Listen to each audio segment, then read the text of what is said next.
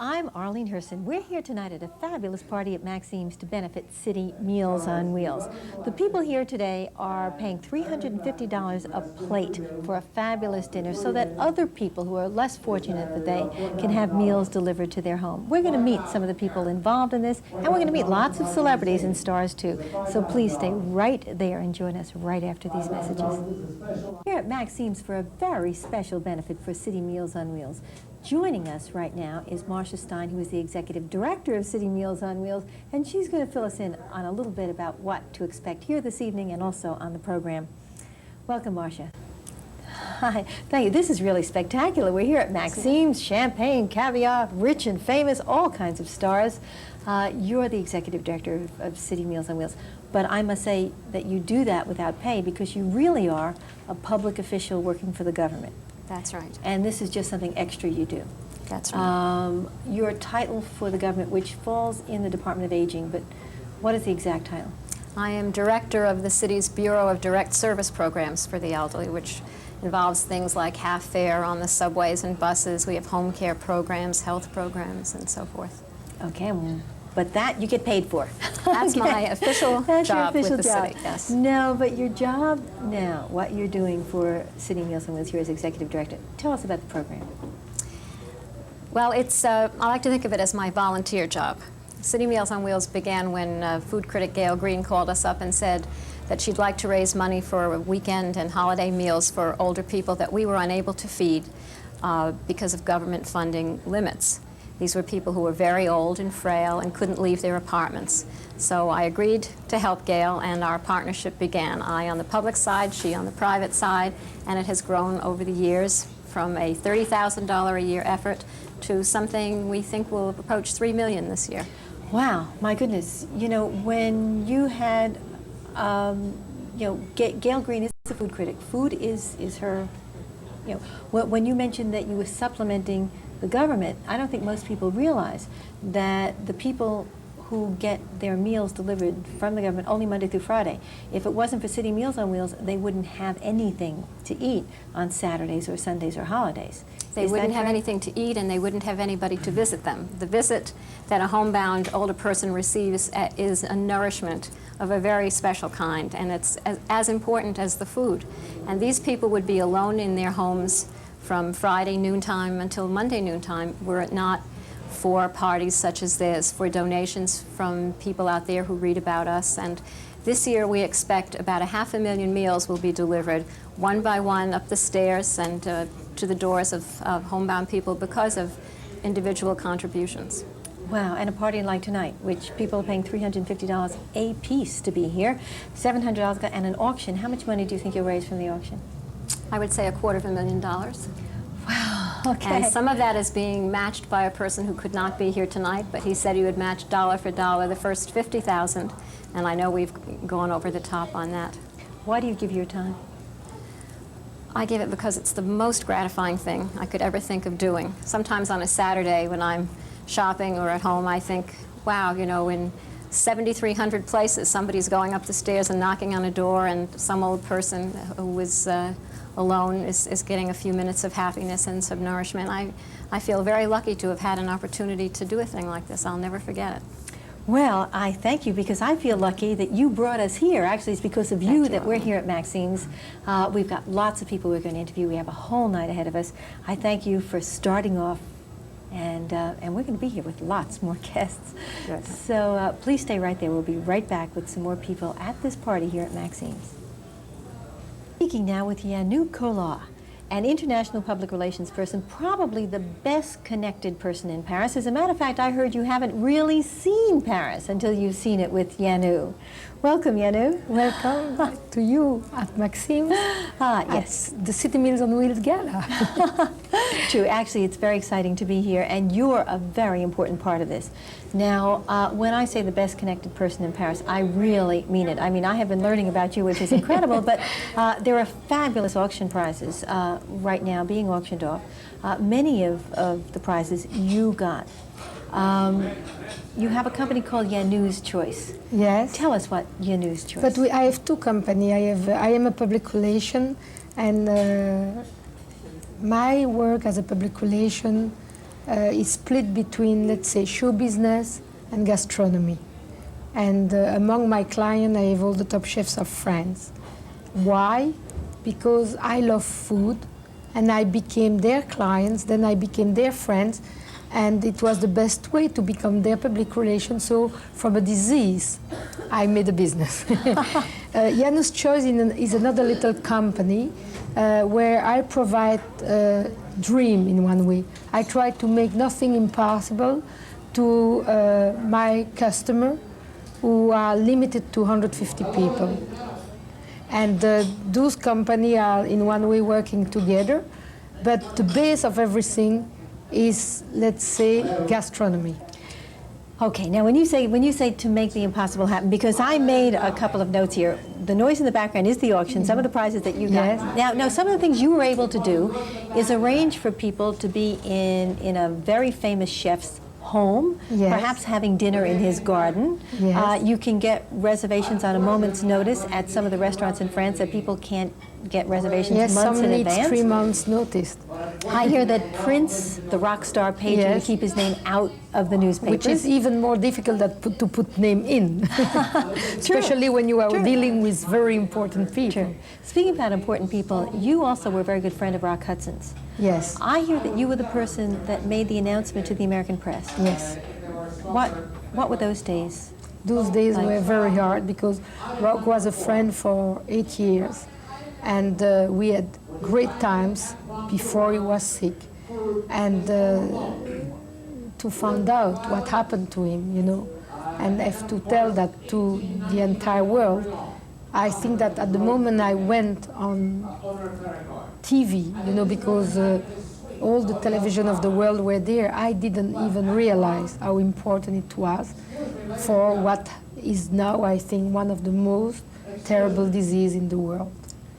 And I think that Rock did a great thing by doing it without to know what he was doing. True, because the fact that he came public made suddenly it wasn't a disease that happens to somebody else. Yes. It happens to the people that we know, That's that we right. love and care about, our stars. So, and the fact that you were the person that And announced it. I was surprised. Yesterday I was in my room and I was watching television, and I saw Mayor Koch explaining to people in Queens. He was on a meeting in Queens, how important it was to inform the children and the teenager about that sickness. And I was surprised to listen to him and to see him asking how many people in the crowd would tell their children to use condom. And I was also surprised to see that not half of the crowd was concerned still today about AIDS. They didn't raise their fingers.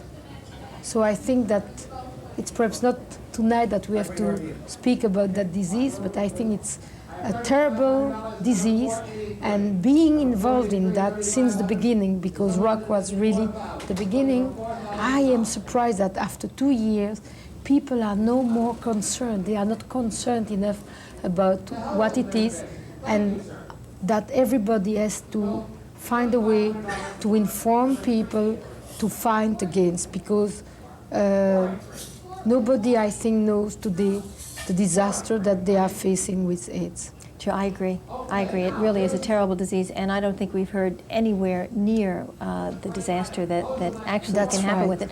But on to other things, because here you are very, very involved. City Meals on Wheels, you are making a difference. Because of tonight's dinners, tens of thousands of people will be served. We're drinking champagne, as I have here, Yes. and we're eating caviar, but there are a lot of people who can't go out and eat at all. But I think when I started with Gail, Gail Green, who was really the beginning and my good friend, she was a little afraid because I had the idea of doing incredible gastronomic evening. And she says, in one way, it's not very moral, you know, to have people eating the best food to feed people being very poor. And I said to Gail, I think that you have always to go where the money is. And finally, I think that we were very lucky. And of course, that tribute tonight, I want to share it with all my friends, the French chefs, who never say no to me. And I can ask them anything, you know, I just dream, I build the trip, I go, I say, are you agreeing with that? And I never had any no from any chefs. I thank you very much for Thank taking you the very time, much, for you know. being on my show, for talking to us about what you do. It was a and for pleasure helping to be City Meals Service. invited, and it's a Thank pleasure you. to be in New York. I love New York. It's really my second hometown. Well, you're doing wonderful things for New York. We'll be back with some more guests at this fabulous party, so stay right there. As you know, we have been spending a magnificent evening here at Maxime's restaurant. Now we are joined by the general manager of Maxime's, a magnificent person himself, Monty Zullo. Welcome. Good evening. Good evening. Actually, I'm having a wonderful time tonight drinking champagne, which I am still drinking, and caviar and Maxime's. It is a wonderful restaurant. Thank you.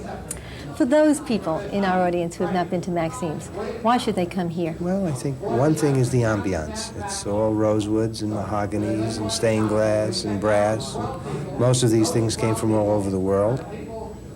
Secondly, as you arrive, when you come in at 8 o'clock at night, on the steps, you're greeted by 5 musicians, all playing tunes of Paris of the 1890s and 1900s.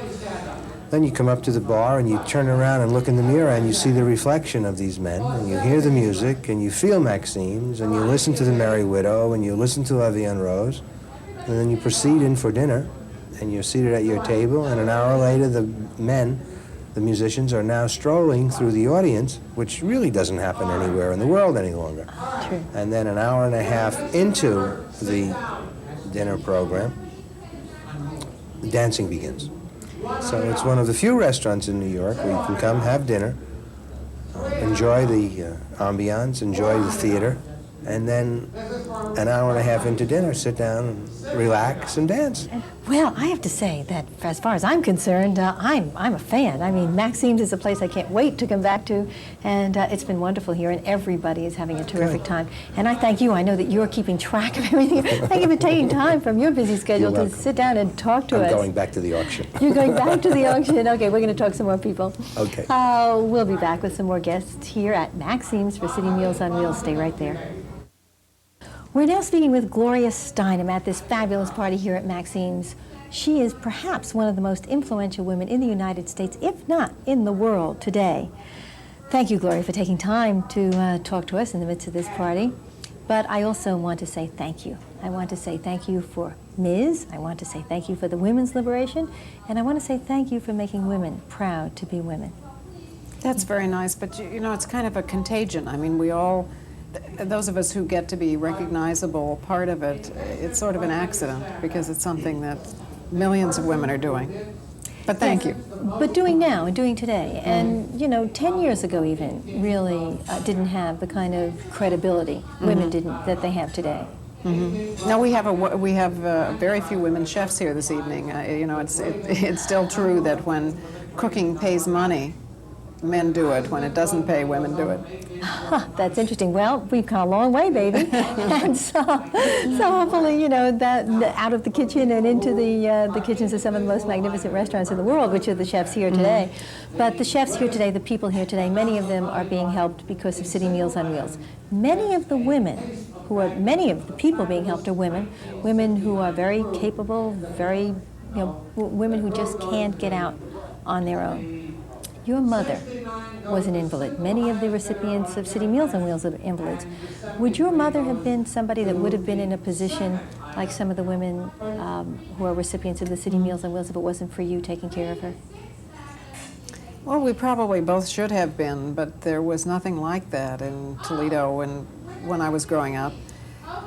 And there wasn't even a tradition of it. You know, you were made to feel that if you were poor, it was your fault.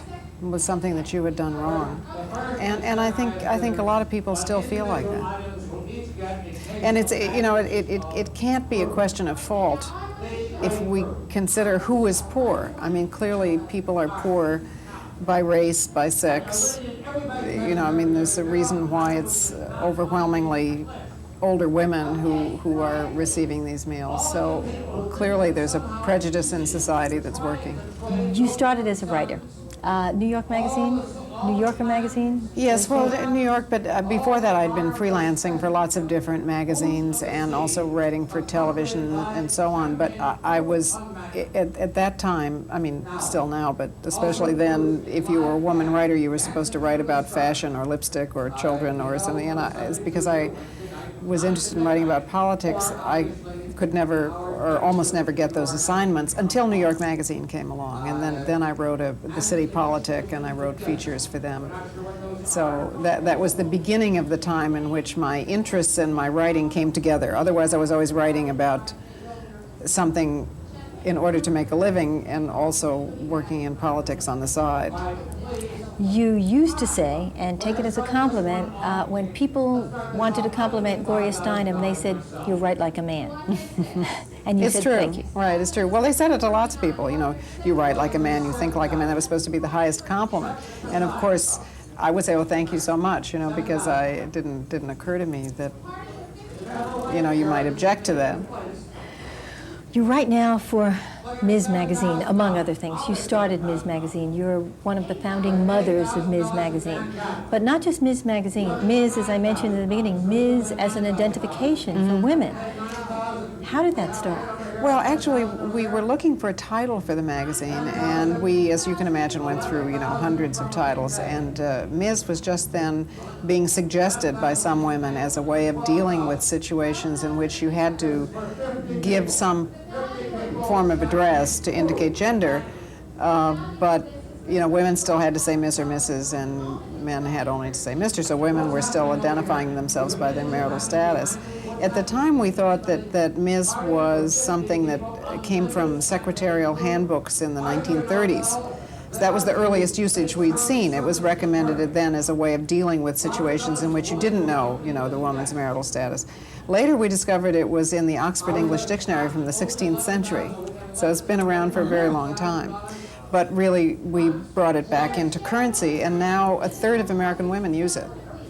Well, I use it, that's for sure. And even, a lot of people have been reluctant, but even the New York Times, I hear. Finally, the New York Times, yes. It took them a long time. I mean, they before they would use Ms., they were changing ethnic names, you know, like Cassius Clay to Muhammad Ali. They were changing transsexual names and all the pronouns from his to her or vice versa, and they still wouldn't use Ms., but finally, just last year, they gave in. I hear you sent the editor flowers. I did. Right. When he finally Yes, said, hey, right, you know, right. it's time. Right. You have written a book about Marilyn Monroe. Matter of fact, I bought the book, and it's a big book, expensive book, but also wonderfully written. Why Marilyn Monroe? Well, I had written about her once in 1972 for Ms. Magazine. That was the 10th anniversary of her death, and I was kind of haunted by who she might have been, or would she have been helped if she had lived in a slightly different time, because then we were beginning to realize that we'd all been called upon to play, or most of us have been called upon to play a particular kind of role, almost a female impersonator kind of role, and that probably there was a different person inside her just as there was a different person inside all of us. And when I wrote this little essay, it was a tiny little piece, but there was a lot of response to it. Apparently a lot of people also had a kind of rescue fantasy about Marilyn. You know, could she have been helped? Could she have been saved?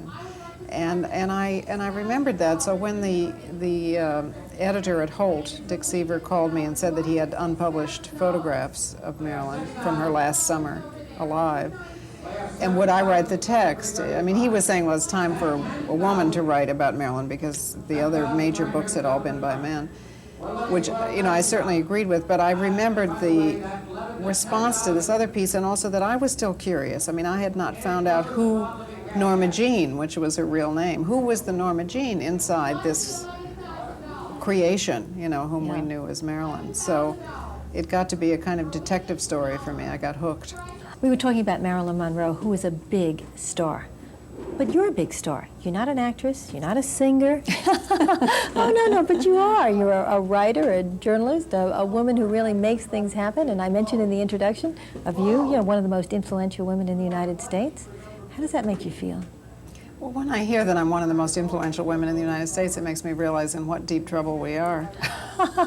Because, I mean, I have some power to persuade, you know, because I can write or I can speak or whatever, but I don't have power in the way that we think of power, that is, power to make things happen. Well, but you have made things happen. I mean, but only out of, I mean, and I'm comfortable. I mean, I think everybody should have this kind of power, not the power to make people do things.